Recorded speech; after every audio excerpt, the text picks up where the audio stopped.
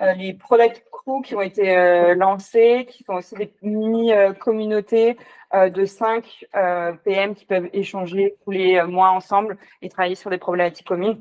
Donc l'idée, c'est vraiment de partager des ressources et de travailler mieux, de s'enrichir des informations des autres, etc. Donc l'association, les valeurs, c'est la gratuité, le travail entre pairs et sans prosélytisme. Donc on a de quoi rejoindre la communauté Slack si vous le souhaitez. Notre petite pub. Et voilà, les chapters régionaux. Donc, on a la Nantes-Bretagne, nous, Rhône-Alpes, on a Lyon qui est très actif. On est en train de voir si Grenoble aussi est actif et en train de lancer des événements sur Grenoble. Mais sinon, il y a plein de régions en France. Ça, c'est l'équipe qui anime la communauté Rhône-Alpes. Pas très intéressant, mais... Et on a du coup des sponsors qui nous aident à animer du coup tous ces événements qui les financent. Donc Sending Blue, Exact et Advisory. Et ce soir, on remercie surtout HomeServe qui nous accueille, qui propose aussi l'apéritif après pour pouvoir continuer à échanger sur les différentes problématiques. Donc merci à eux pour tout ça. Et on a aussi Indie en sponsor local. Et je laisse la parole à Cory, la star de la soirée, pour nous présenter un petit peu toute son expérience sur la transformation digitale qui a été opérée ces derniers mois. Merci.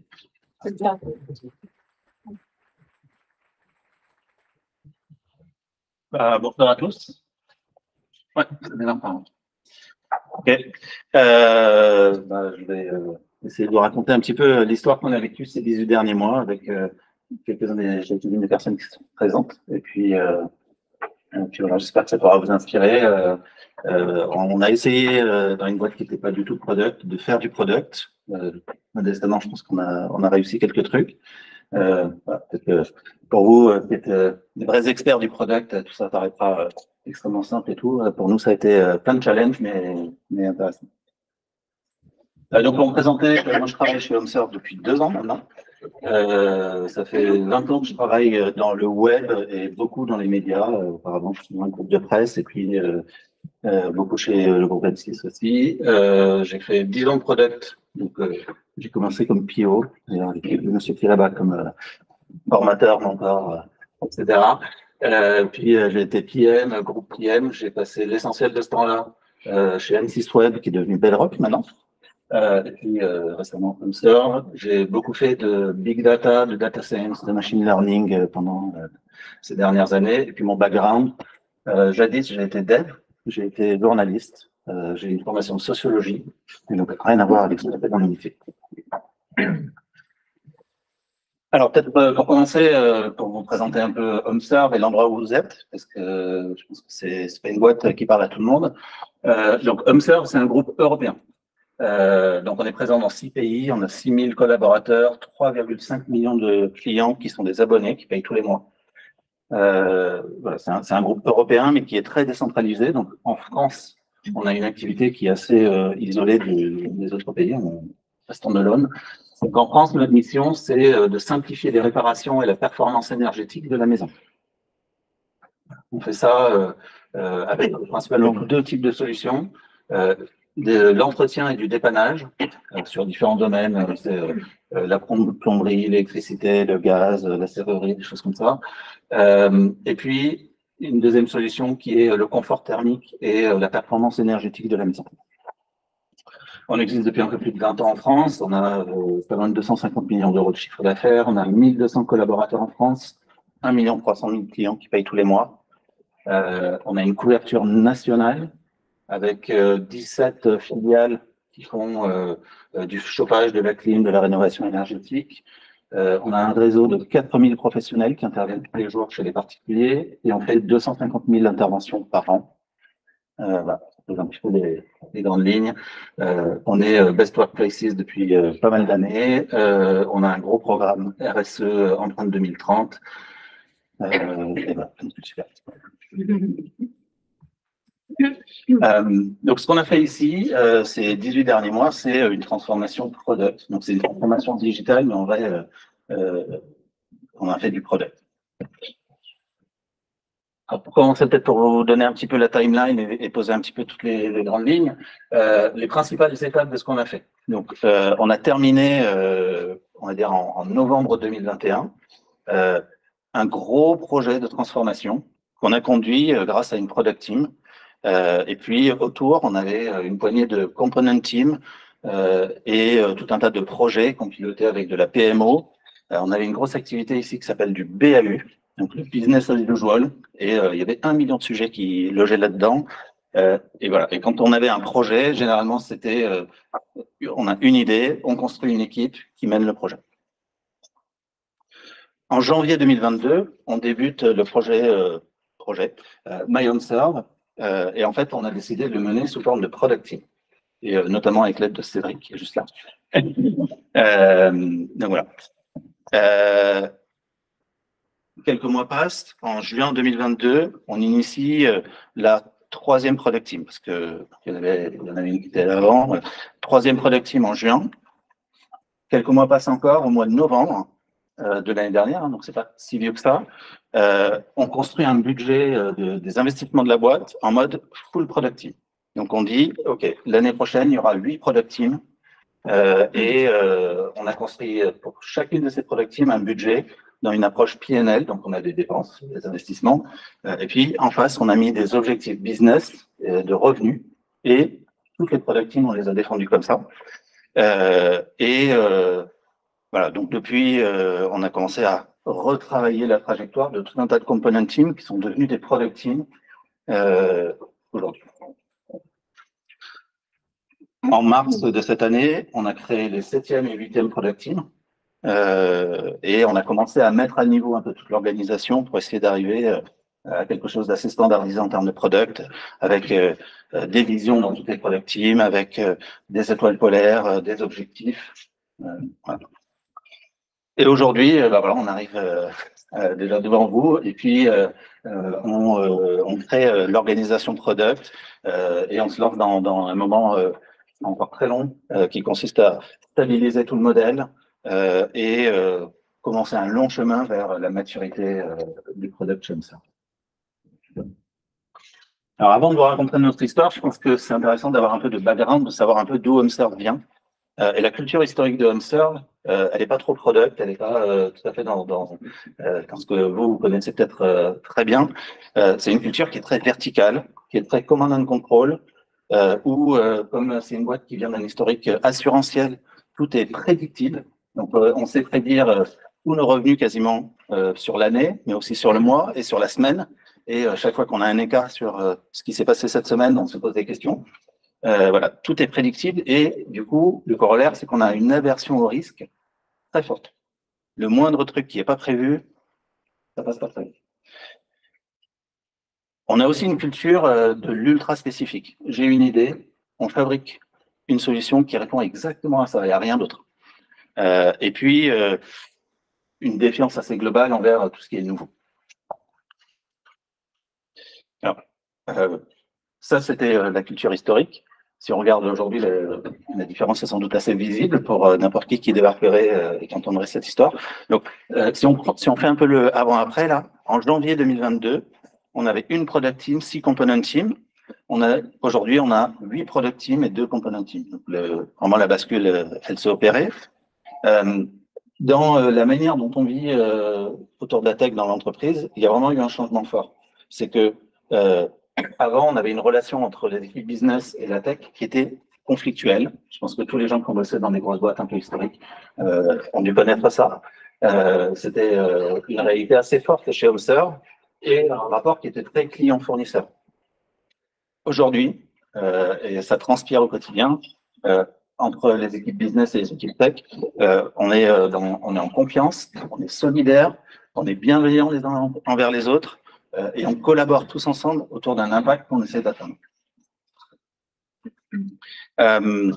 Après, d'autres éléments, c'est avant on raisonnait en to-do, en roadmap, en rétro-planning. Aujourd'hui, on raisonne en vision, en objectif, en PNL.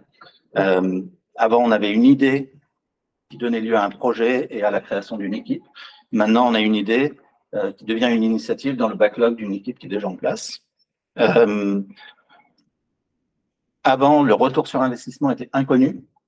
Il y avait un top management qui disait « Ok, on investit sur ce sujet ».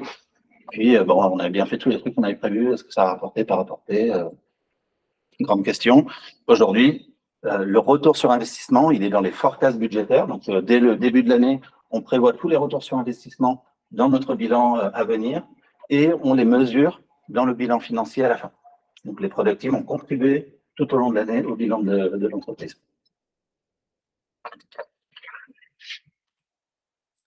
Et puis, d'un point de vue un peu culturel, je pense qu'avant, les gens considéraient que la tech, c'était un problème.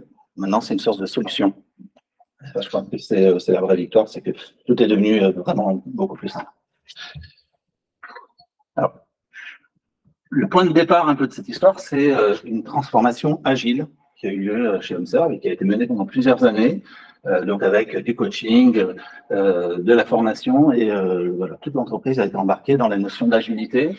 On a créé une première product team d'ampleur dans un gros projet de transformation un peu de tout le système d'information historique, qui était pluridisciplinaire, qui a été construit sur un modèle très inclusif. Il y avait entre 20 et 40 personnes dans la product team, en proportion une minorité de devs, mais vraiment énormément de gens dans tous les métiers, et puis avec tout un système de gouvernance autour, beaucoup de communication interne autour de cette product team, et on a appliqué des méthodes assez standards.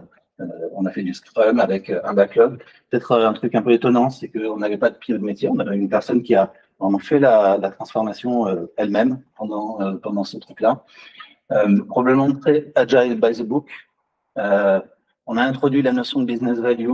On a vraiment essayé de construire dans le fonctionnement de l'équipe la communication et la collaboration by design. Voilà. Ça, c'est les 3 ans qui ont précédé. Alors, je pense qu'il y a quelques limites. En tout cas, moi, arrivant avec une expérience et un regard, j'ai assez vite posé ce diagnostic en disant, au fond, il y a quelques limites à ce modèle. Et c'est, de mon point de vue, les limites des transformations agiles, un peu comme on les connaît. C'est des transformations qui se basent vachement sur l'évangélisation. Donc, on va prendre des gens qui vont aller convaincre un peu tout le monde pour leur expliquer que ils devraient travailler autrement et en fait faire mener la transformation aux autres. On n'est pas en train de faire, on est en train de faire. Et on crée un écosystème où il y a beaucoup de paroles, de convictions, et on essaie d'embarquer les gens plutôt que d'avoir un impact hyper concret. Deuxième limite que je vois dans ces modèles-là, c'est autour de la business value. Moi, pendant des années chez Bedrock, j'avais toujours ce bug, parce qu'on parlait de la business value, et puis au moment de la définir, ben en fait, c'était celui qui parlait le plus fort, qui avait un avis hyper convaincu que c'était vraiment ça qu'il fallait faire et pas autre chose, celui qui était le mieux payé, je sais pas quoi. Et j'étais jamais très à l'aise avec ça, donc c'est plutôt un truc que j'ai appelé la feeling value. Ça peut être le feeling du chef, mais c'est pas du feeling, il n'y a rien de rationnel en dessous. Voilà, je suis plus tenté par des choses plus data-driven. Et du coup, dans cette démarche, on ne pose pas trop des hypothèses en disant oui, je pense que je peux avoir un impact, j'ai une idée. Est-ce que je suis sûr d'avoir cet impact? Je fais l'hypothèse que oui, mais peut-être qu'il faut que j'arrive à avoir des moyens de vérifier sans dépenser toute l'énergie pour y arriver. Et puis on ne se donne pas trop le droit à l'erreur, parce que du coup, on met un peu les petits plats dans les grands quand on a une idée. Hop, c'est parti, on lance toute la machine agile, on délivre le truc, et idéalement, ça a intérêt à toucher la cible, sinon, c'est un problème. Et pour les gens qui sont peut-être plus dans la culture product, ce qu'on fabrique là, en fait, c'est une feature factory. Donc, le succès, c'est d'avoir produit plein de features, c'est pas d'avoir produit de l'impact. Et du coup, on tourne autour de concepts comme la vélocité, le fait qu'on a tenu nos engagements, des choses comme ça. Mais du coup, on est totalement orienté sur une to-do. Est-ce que ça a amélioré le business? Est-ce que ça l'a dégradé? On n'en sait rien. Et d'ailleurs, on ne s'est jamais trop posé la question, on s'en fiche un peu. Parce qu'on fait la tout. Alors du coup, ici, on a pris une approche différente. C'était pas que volontaire. Au début, je suis arrivé avec plein de grandes idées et ça s'est pas passé comme prévu. Mais du coup, on a fait une transformation plutôt par l'exemple. Donc moi, je suis arrivé mes 6 premiers mois. je suis allé voir tout le monde, je leur ai expliqué les bonnes pratiques du product, je leur ai dit vraiment c'est trop bien, vous allez voir, la vie va changer. Je leur ai montré tous les frameworks, je leur ai expliqué la bonne organisation et comment on n'était vraiment pas dans le coup. Voilà. Donc, j'étais un peu comme ce mec-là qui essayait de dire venez, regardez, c'est super. Et ça a été un gros fail. Voilà. Donc, j'ai appris beaucoup, pas réussi grand-chose, mais voilà. Pour les gens à qui j'ai parlé, en fait, cette approche-là était assez déstabilisante. C'était très théorique. J'étais un peu même donneur de leçons, peut-être, pour certains. Pas du tout connecté à la réalité de l'entreprise. Je pense qu'il y en a certains qui se sont demandé si je ne trouvais pas que ma vie d'avant était bien mieux que ma vie d'aujourd'hui. Est-ce que je ne m'étais pas trompé d'endroit? Et puis, moi, j'avais un petit problème avec ça, c'est que c'était pas trop moi. Moi, je suis plutôt quelqu'un qui fait les choses et pas quelqu'un qui. Je me reconnais pas trop dans les transformations agiles, le coaching, l'évangélisation. C'est pas trop moi. Voilà. Et du coup, la solution, ça a été de se mettre en action. Et la manière dont on a fait ça, c'est que on est arrivé à la conclusion avec Frédéric qui est juste là que probablement qu'en me donnant un mandat limité sur un projet, on pouvait peut-être faire quelque chose de très concret et qui allait vraiment changer la donne. Et il a eu raison. Donc, ce qu'on a fait, c'est qu'on a fait un projet qui s'appelle, un produit d'ailleurs, qui s'appelle MyHomeServe et qui existe toujours et qui a eu beaucoup d'impact ces derniers temps sur l'activité de la boîte. Donc, on a réuni les bonnes personnes sur le bon scope, avec la bonne méthode. On a construit une vision grâce au sponsoring de tout notre leadership et de nos execs qui ont été hyper actifs. On a réuni 2 product managers expérimentés, donc c'était Cédric ici présent et moi. On a réuni plein d'experts métiers de la boîte. On a mobilisé tout ce monde autour de la digitalisation de la relation avec nos clients. Voilà, parce que l'essentiel de la relation avec nos clients encore aujourd'hui est au téléphone et on a voulu la digitaliser avec une approche qui était user-centric. On a construit des étoiles polaires, enfin une étoile polaire et toutes les métriques qui permettaient d'évaluer l'impact qu'on avait sur les utilisateurs. On a connecté vraiment tout ce qu'on avait prévu de faire et toute notre vision à l'impact et la performance d'entreprise. On a construit une machine de delivery, donc toujours avec nous les experts métiers, et puis avec des développeurs qui étaient déjà là et qu'on a fait évoluer dans ce modèle. On a simplifié l'expérience de nos 1 300 000 clients. Et puis, on a utilisé une approche relativement standard. On a fait du Scrum, qui a permis un bon outil de mon point de vue pour monter en maturité. On a travaillé sur le cadrage avec peut-être une particularité, c'est que notre cadrage, on le pilote en sprint, en parallèle du Scrum. Et puis, on a intégré beaucoup de key users, parce qu'on a la chance d'en avoir plein dans la boîte, parce qu'on a un peu plus de 200 conseillers qui répondent au téléphone. Ben, on les a vachement intégrés dans tous nos tests pour qu'ils s'approprient toutes les évolutions qu'on avait fait. Et on a eu un dernier truc, c'est la conduite du changement. Où on a embarqué des formateurs, les responsables de plateau, des opérationnels de la boîte, pour simplifier leur travail. Et voilà. Et là, dans tous ces processus de transformation, on a utilisé des process qui étaient en place parce que la boîte était déjà relativement bien équipée de ce point de vue. Avec ce bon scope, ce bon mandat, on a construit un peu méticuleusement un succès visible. Donc, non seulement il fallait réussir, c'était un challenge par rapport à ce qui avait été connu auparavant. On avait des ambitions qui étaient plutôt plus fortes que ce qu'on avait toujours eu. Et donc, réussir, c'était pas gagné.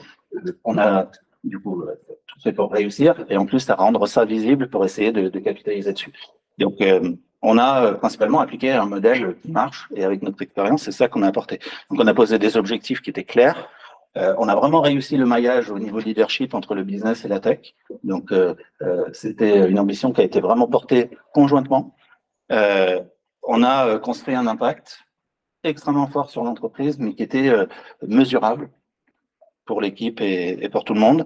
Voilà, on a créé une collaboration réelle avec beaucoup d'alignement un peu à tous les niveaux de la chaîne, avec un gros travail sur la transparence, la pédagogie autour de nos méthodes.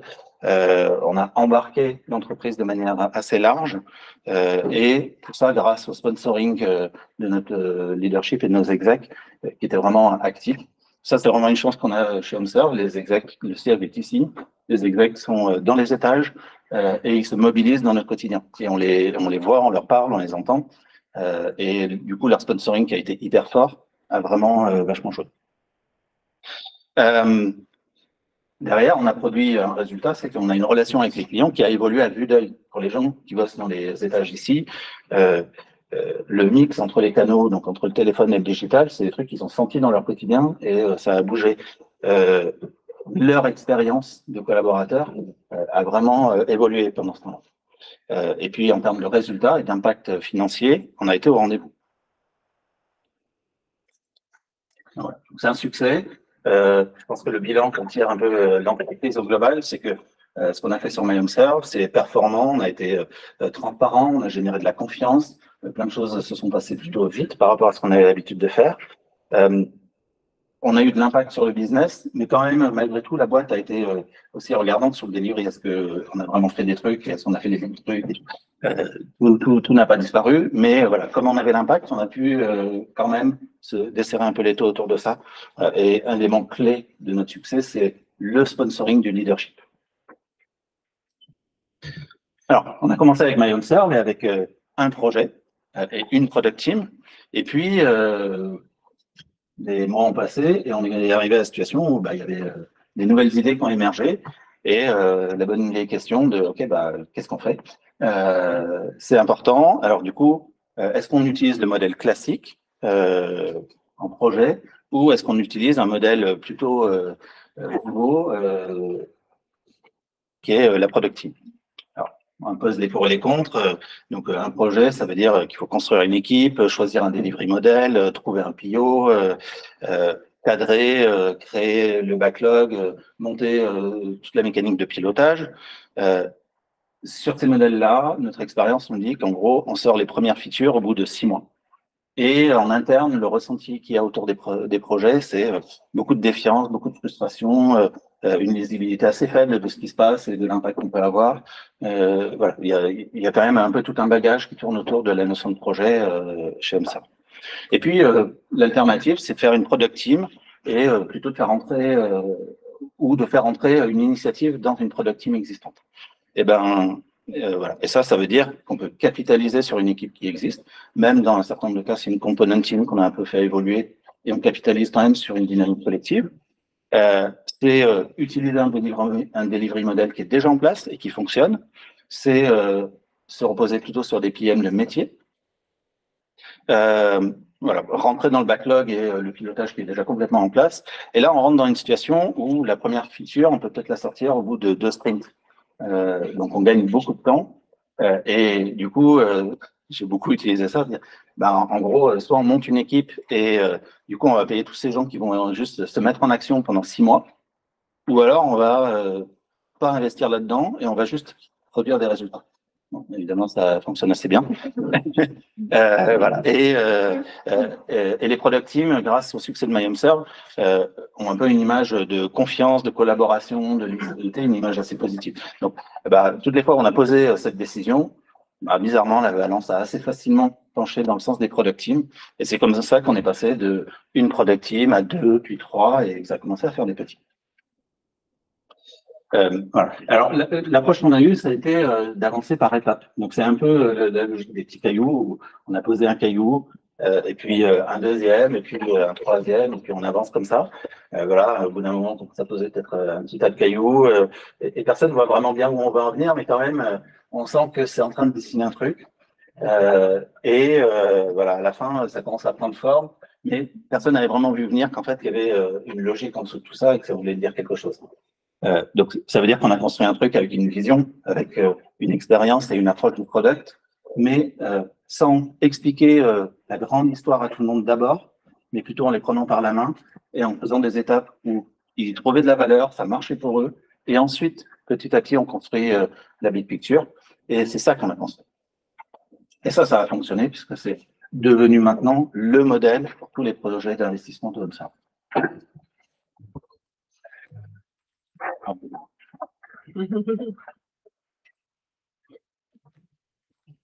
Si on dit le temps.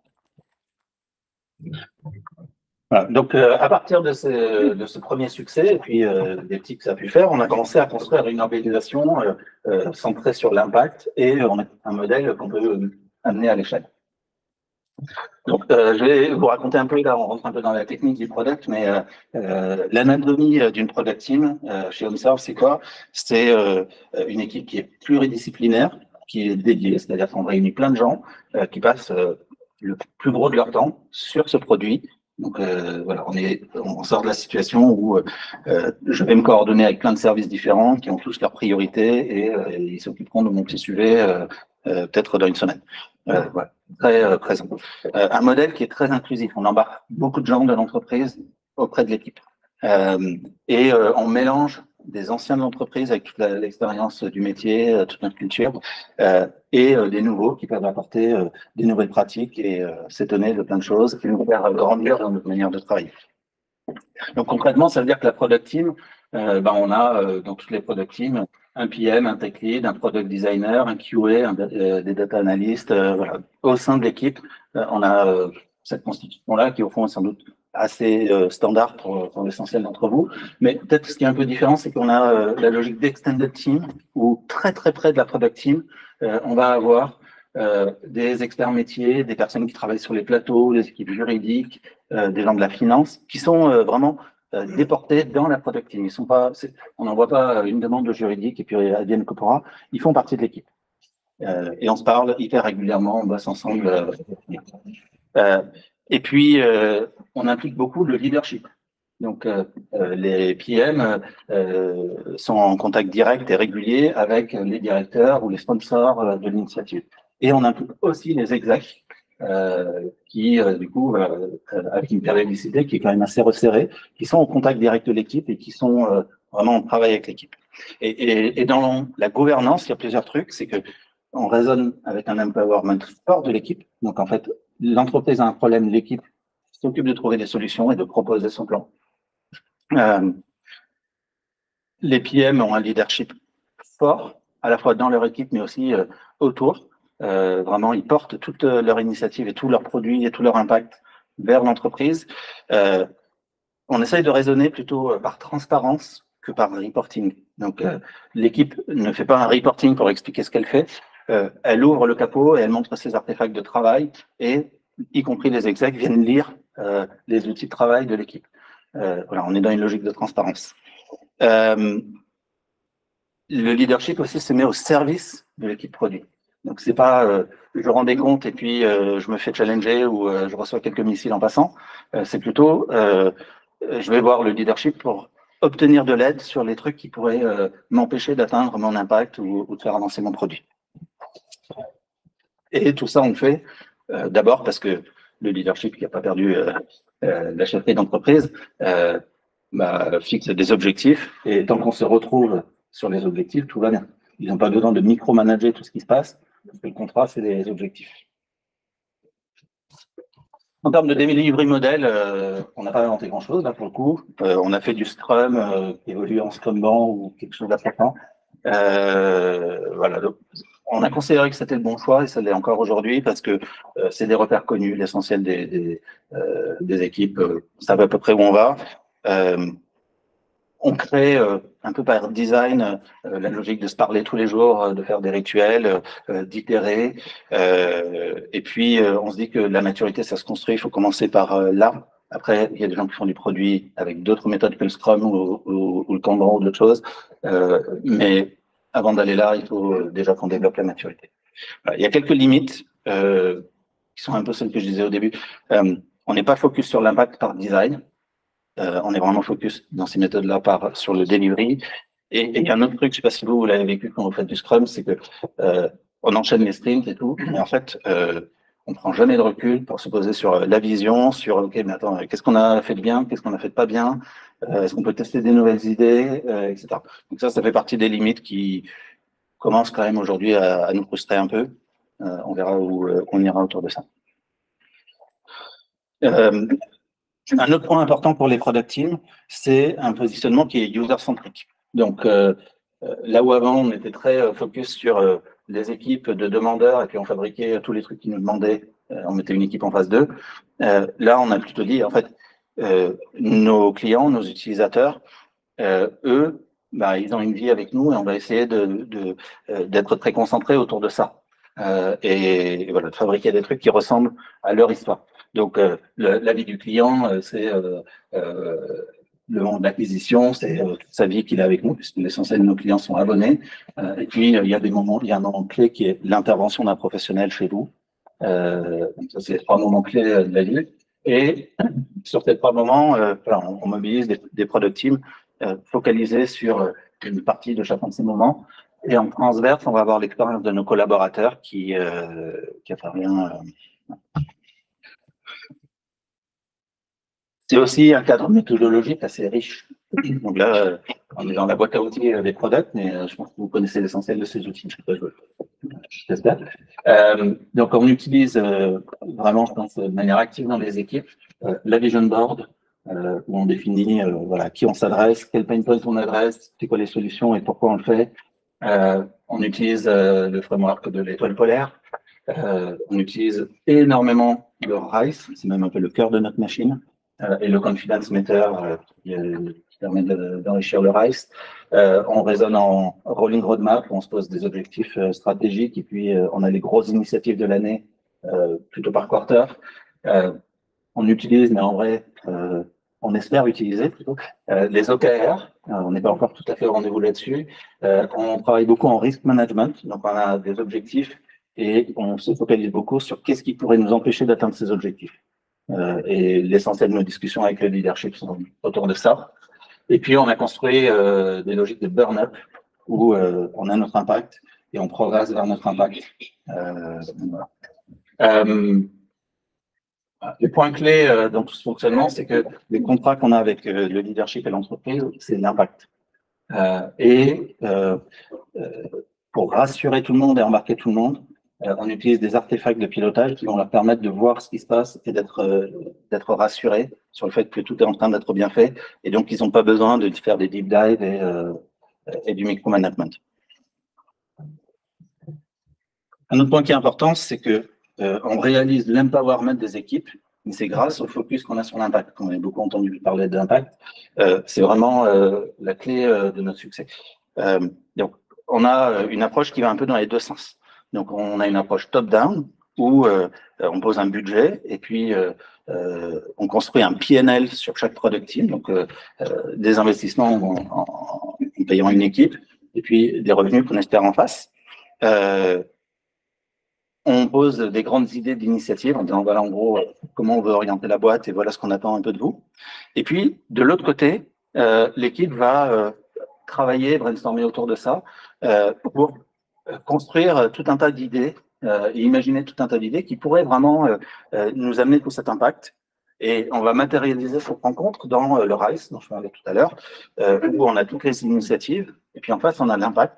Et c'est pas un impact basé sur le feeling, c'est un impact qui, dans l'essentiel des cas, est calculé, basé sur notre vrai business. Voilà, on a des chiffres, on construit des chiffres qui sont d'abord des hypothèses, puis une fois qu'on déploie, deviennent des faits.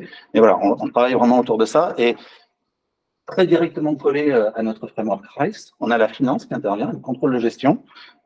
Donc c'est eux qui, quelque part, reprennent le RICE et mettent en place les chiffres et utiliser la rolling roadmap qui donne le moment où chaque initiative va sortir. Et c'est eux qui vont construire le burn-up qui dit, OK, tu sors cette initiative qui a ton impact à tel moment, ça veut dire ça, puis quand on a glissé, ça veut dire quelque chose. On traduit tout ça à la fin en euros pour vraiment arriver jusqu'au résultat de l'entreprise. Ça, quelque part,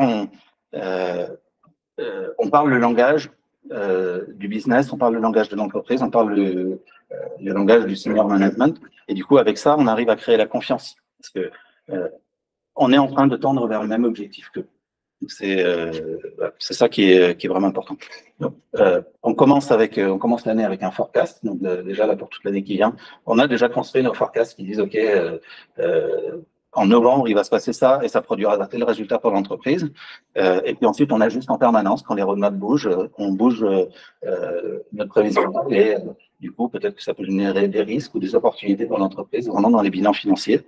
Et voilà. Et tout ça finit dans le compte de résultat de l'entreprise avec des bénéfices qui sont vraiment directement constatés. Donc, on arrive à dire, MyHomester l'année dernière, ça a représenté tant d'euros. Je ne vous dirai pas combien. Voilà. Peut-être l'artefact qui permet un peu ça, c'est le burn-up où je fais un zoom.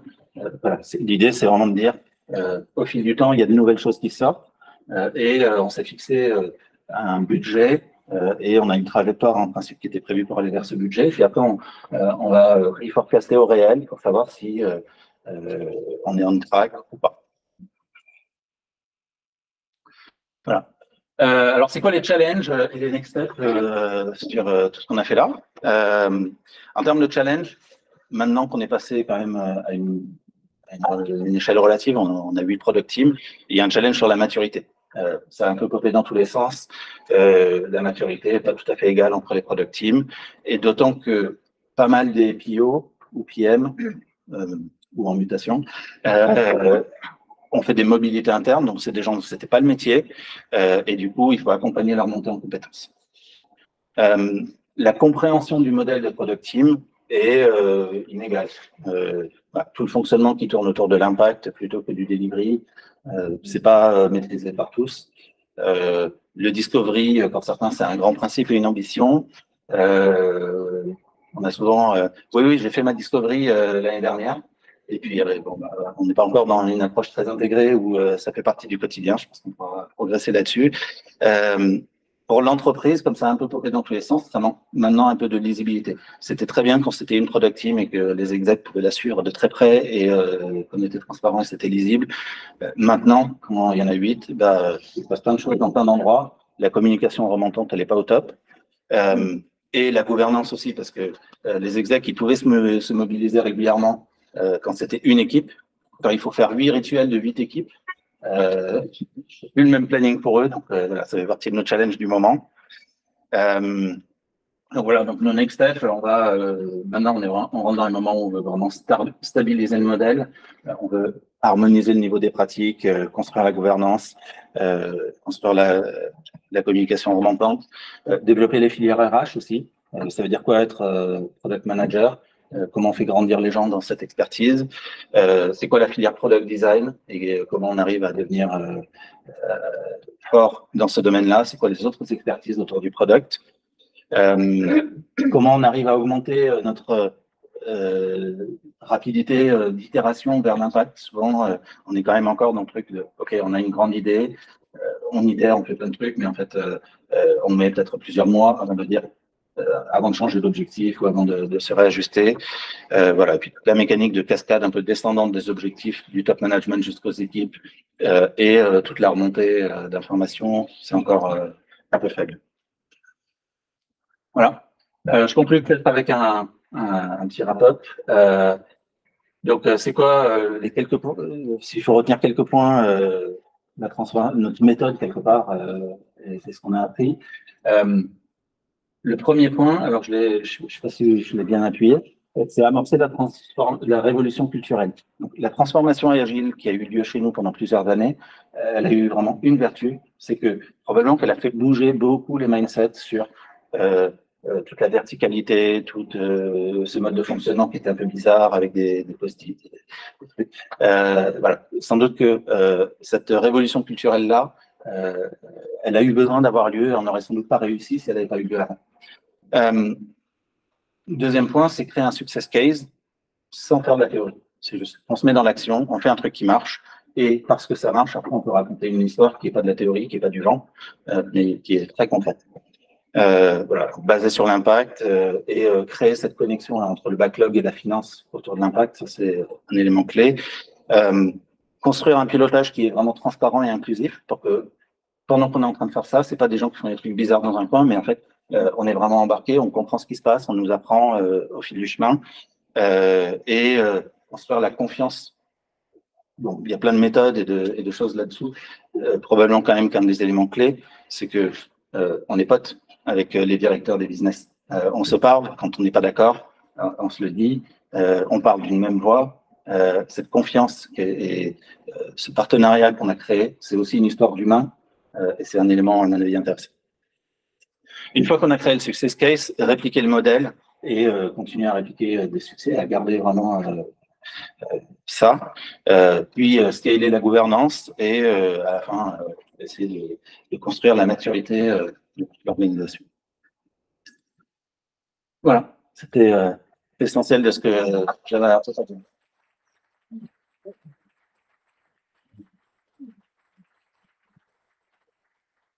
Je ne sais pas si vous avez des questions, des remarques, des désaccords profonds. Alors, ça peut je crois que Maria-Lisa fait l'élément. Alors, première question, avant que je vous pose après. La première, c'est comment vous avez construit l'étoile polaire de MyHomeServe, la première étoile polaire, pour quel timing? Est-ce que c'est aussi un exercice qui est devenu itératif ou c'est quelque chose que vous avez posé il y a un an, 2 ans difficilement.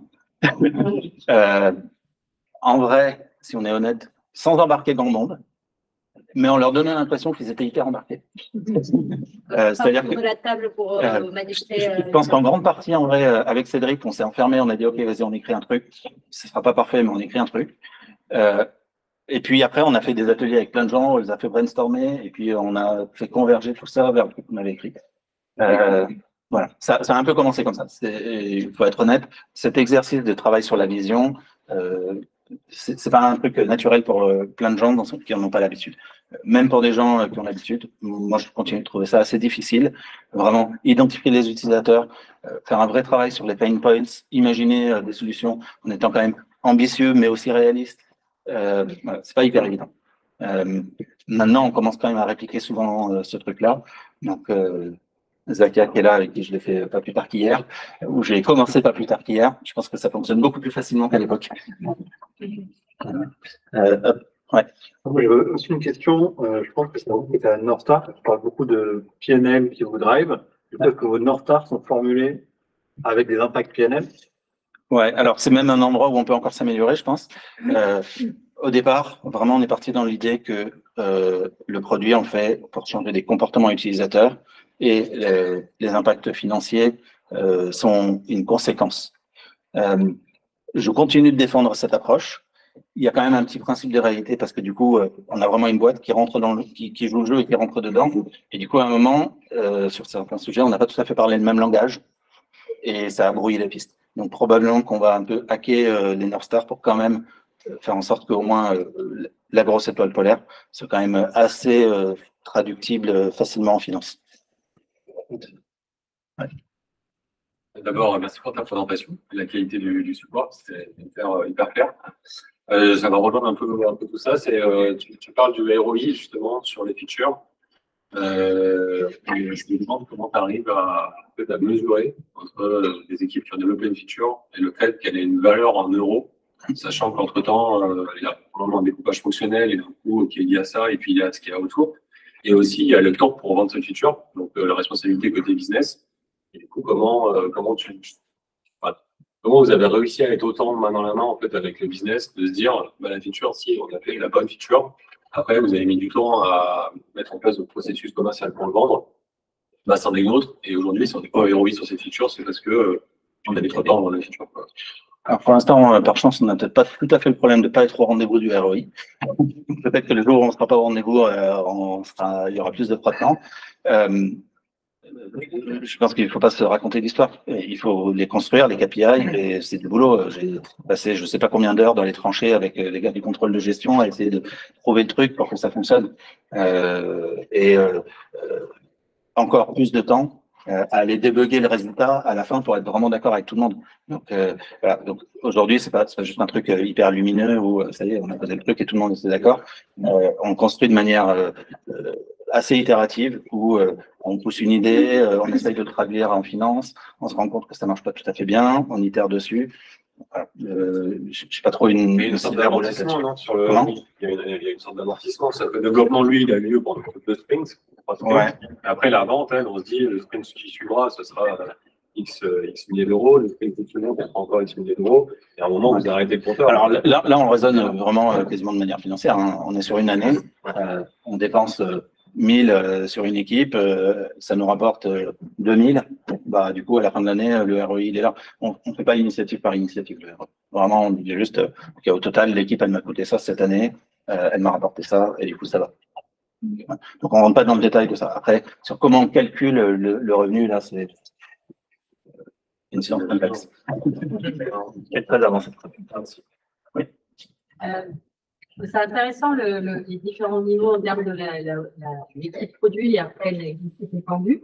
Est-ce que tu peux nous parler un petit peu de comment c'était de les inclure, comment leur faire comprendre en fait ce rôle d'être invité ponctuellement finalement dans une équipe produit, ça va être quand même assez nouveau. Alors, on n'a pas beaucoup expliqué. Je lui ai dit, en fait, vous venez et du coup, on va se parler de ça. Et puis, merci. Et voilà, je pense vraiment, quand je dis qu'on n'a pas fait de théorie, c'est que en amont, on n'a pas spécialement expliqué. En fait, on a dit, OK, on a un truc, il faut qu'on bosse, vous venez là et on bosse. Et puis, petit à petit, ils se sont rendus compte, ah oui, mais en fait, c'est un rituel, et puis c'est un rituel, on se parle de tel et tel truc pour arriver à tel résultat. Il n'y a pas, par exemple, au début, des gens qui disaient, je suis là, ils font du reporting auprès de moi, ou enfin, voilà, en termes de posture. Je pense que certains ont un peu bugué, parce qu'il y a typiquement, dans le leadership, il y a des gens qui ont voulu être très commandants de contrôle. On leur a dit, je comprends, mais du coup, non, c'est pas, je vais pas répondre à ta question, en fait, on va faire autre chose. Donc, on les a un peu déstabilisés par moment, je pense. Voilà, après, avec un peu de rondeur et en étant sympa et en étant pote avec les gens, ça passe mieux. Je ne sais pas si Cédric, tu as un peu d'autres réponses. Je pense qu'on a, en touche l'entreprise, on a quand même des profils de collaborateurs qui sont plutôt proactifs. Je suis arrivé il y a un an et demi, j'étais assez étonné. Beaucoup de gens qui ont besoin de comprendre, qui veulent savoir ce qui se passe et aider et apporter leur expertise. Et ça a beaucoup aidé, notamment l'exemple du team, c'est beaucoup des experts métiers, des managers, et donc des personnes qui ont une bonne connaissance de la boîte. Dès qu'ils ont vu qu'on s'appuie sur eux sans pour aller chercher de l'information, ça a tout de suite créé finalement le sentiment de ah ok, je contribue. Bien sûr, des fois à ce côté où ils veulent rentrer un peu trop dans mais fais-moi une tantine là-dessus, etc. Non, on n'est pas en l'expliquant, ils ont assez vite eu finalement la frontière de quelle était leur place. Est-ce qu'on attendait d'eux, qu'est-ce qu'il faut attendre de nous? On a encore souvent des mais c'est quoi votre roadmap, machin, et on dit bah en fait on ne sait pas, on verra bien.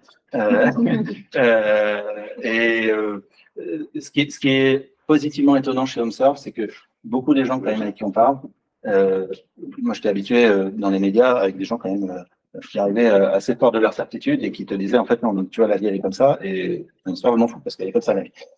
Ici, assez facilement, on s'est retrouvé confronté à des gens qui avaient 15 ans de boîte, beaucoup d'habitude, une expertise forte, et puis en gros on leur dit ouais, on va peut-être pas du tout faire ça, on va faire autre chose. Ils disent ok, bah c'est parti. Et ils ont accepté de renoncer à toutes leurs certitudes, juste et suivre un truc. Donc évidemment, il y a un peu d'humain et on a su raconter un peu le truc pour les embarquer, mais quand même assez facilement, plein de gens qui ont abandonné beaucoup de leurs certitudes et de leur manière de faire. C'est sans doute aussi facilitant. D'autres questions? Ça y est, hop là, ça peut. Non, je pense que c'était après. Yes, merci pour cette présentation. Tu as assez peu parlé de la partie tech. Ouais. Finalement, est-ce qu'il y avait aussi un travail de faire évoluer, tu parlais de PO, PM, un travail sur la partie tech, de faire évoluer les pratiques anciennes vers…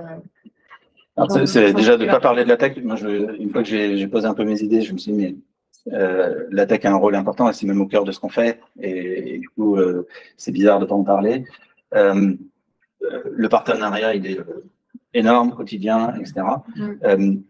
Probablement quand même que tout ça, c'est beaucoup une évolution sur le pilotage et pas tant sur la manière de développer et de travailler au quotidien dans les équipes. Et du coup, je parlais avec un développeur justement tout à l'heure, qui parlait du Meetup, et à la fois, oui, ils ont vu que plein de trucs étaient devenus plus simples, plus lisibles, des trucs comme ça. Et dans leur quotidien, ça n'a pas franchement révolutionné. Voilà. probablement que dans le futur, on va devoir aussi travailler sur la maturité. Aujourd'hui, on travaille en Scrum. Je trouve que le Scrum, c'est assez infantilisant pour des devs. Probablement C'est que... pas un problème aujourd'hui, quoi. C'est pas mon plus gros challenge. En tout cas, on a beaucoup d'autres challenges. Voilà. Ça fait sans doute partie un peu des limites qui sont plus très loin pour nous, où on va avoir besoin là, que ça mûrisse aussi un peu. Voilà. Sans leur jeter la pierre, ils ne sont pas la star. Ouais. C'est une question par rapport à la maintenance. Comment vous êtes organisé? Par rapport à la maintenance, alors la maintenance, il y a deux trucs. On va dire toute la maintenance à la dette technique. Il y a ce fameux truc chez HomeServe qui est le BAU.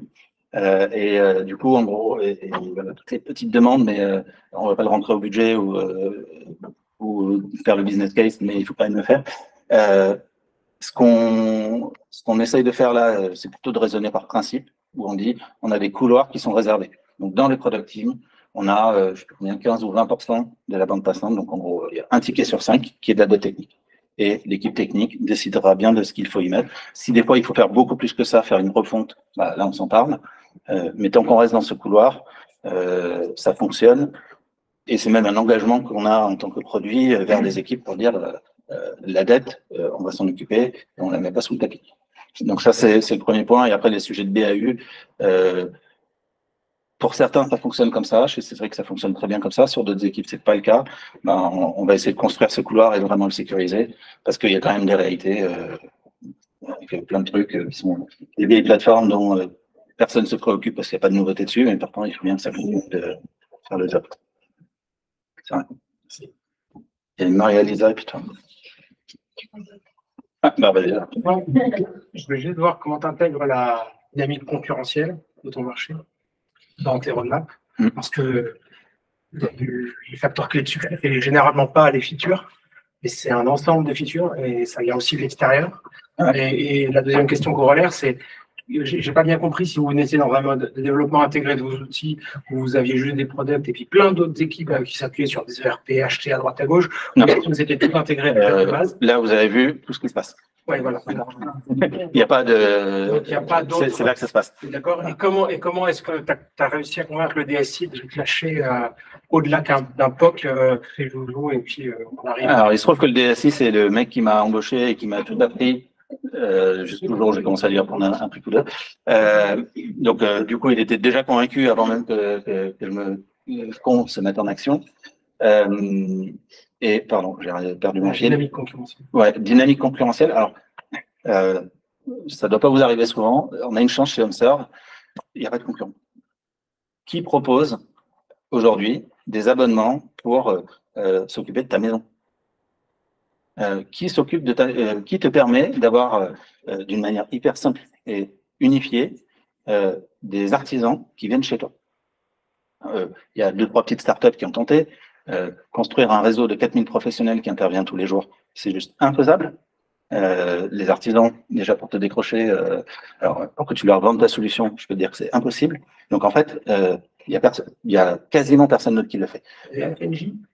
Alors, sur certains segments, on va avoir AXA qui fait qui fait certains trucs. Sur les jobs à la demande, on va avoir EDF et Engie qui font des trucs. Mais globalement, ils sont pas spécialement d'ailleurs dans l'innovation, ils sont juste dans OK, on déroule un truc. Et du coup, on les voit pas vraiment comme des concurrents où il faut suivre et être sur la brèche. Pour nous, aujourd'hui, le challenge, c'est plutôt comment on exploite au mieux le potentiel qu'on a, parce qu'en fait, notre réseau de professionnels et notre capacité à intervenir chez les gens avec un niveau de satisfaction qui est de 98% après intervention, comment on arrive juste à déployer ça, à le massifier et à l'amener le plus vite possible à un maximum de gens. Moi, avant de venir chez HomeServe, je ne connaissais pas HomeServe quand je suis venu ici, je n'imaginais même pas que ce soit possible. Il y a une boîte qui s'est envoyée un professionnel avec une quasi-garantie de résultat. Il y a très peu de gens qui savent faire ça en France et du coup, on n'est pas dans cette bataille. Je vais tenir notre main se lever là-bas aussi. Vas-y, Maria. Tu avais parlé d'un résultat visible à vue d'œil avec le premier pilote que vous avez monté un petit peu. Ma question, c'est par rapport à comment c'est un résultat en visible parce que peut-être les premières features sont sorties très tôt. Et à partir de quel moment Non. Alors, ça a été un de nos vrais challenges du début, c'est que on croyait qu'on avait plein de quick wins. Ça a été une histoire qu'on a racontée en disant ouais, dans 2 semaines et tout. Ça a mis 6 mois à sortir les premières features. D'ailleurs, on a un peu retourné cette histoire en notre faveur, c'est que j'ai montré que on a beau être bien expérimenté et savoir tout bien faire, ben ça nous a quand même pris 6 mois d'être dans l'action.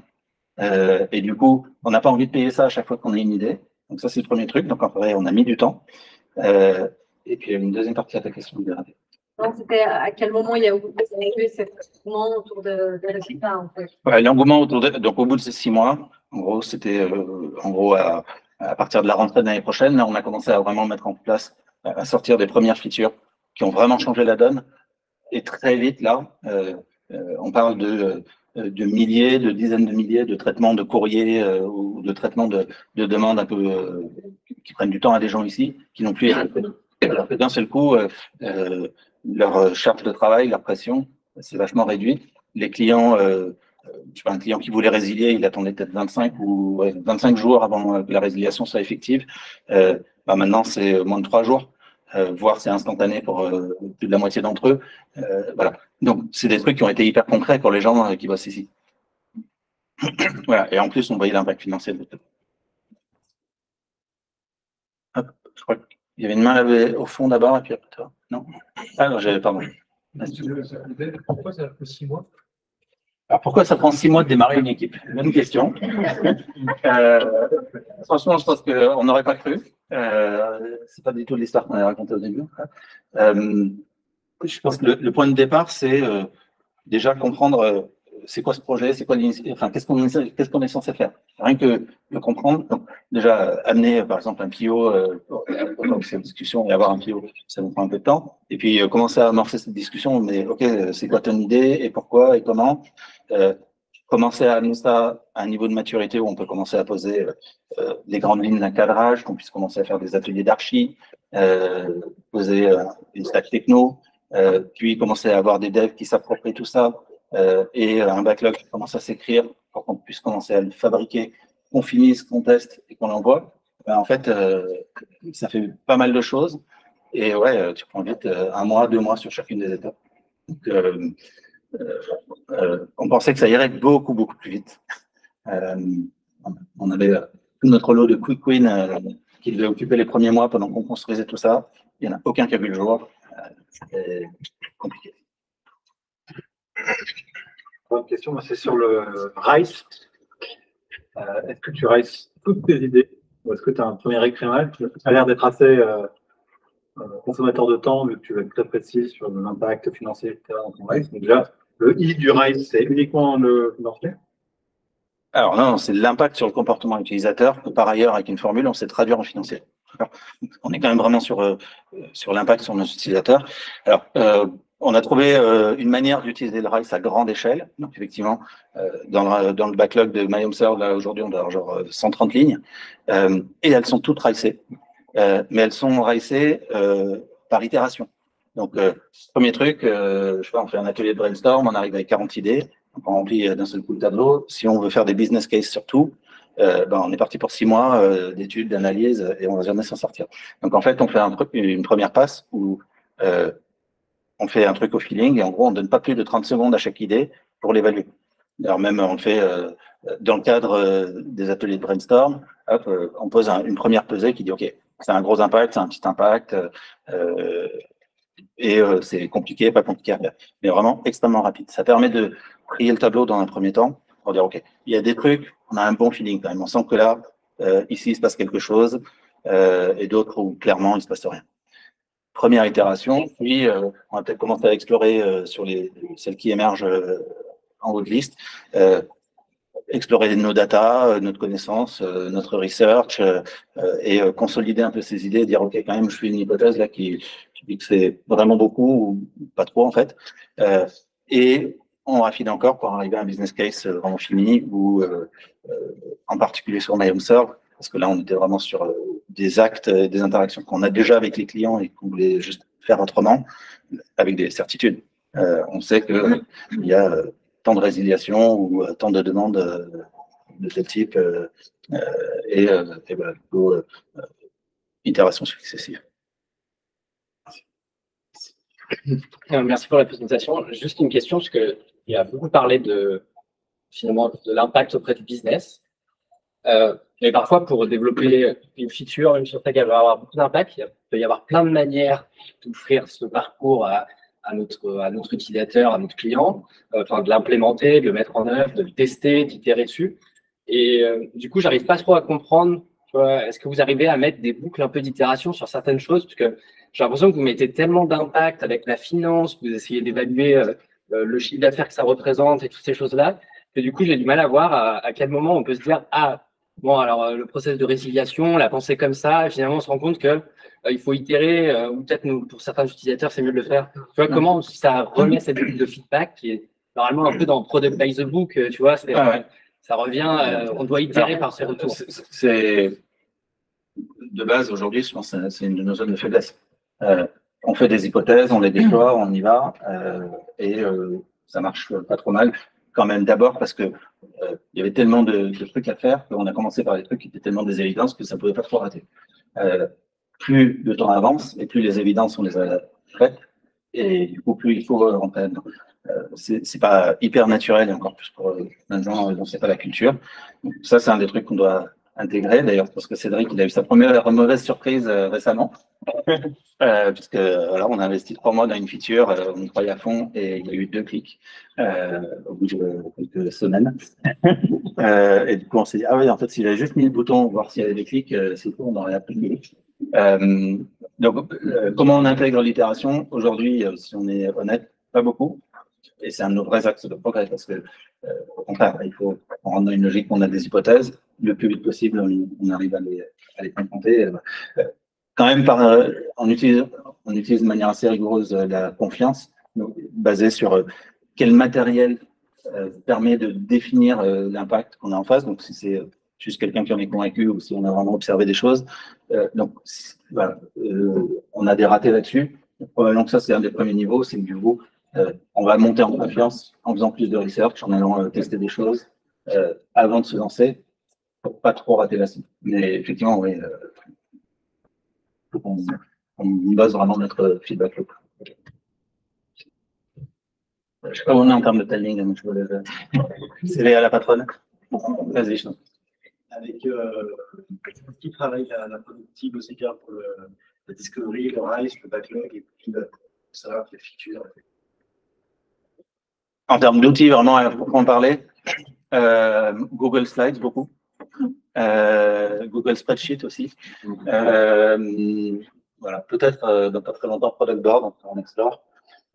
Sur les remontées de data, je pense qu'on combine un peu 2 sources. Jusque-là, on avait Google Analytics pour la partie web. On passe sur Piwik, là.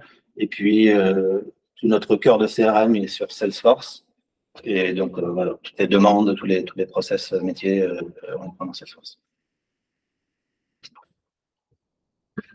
Si ça vous va, je vous propose de continuer la discussion encore là, avec des bières fraîches, de l'eau, et de pas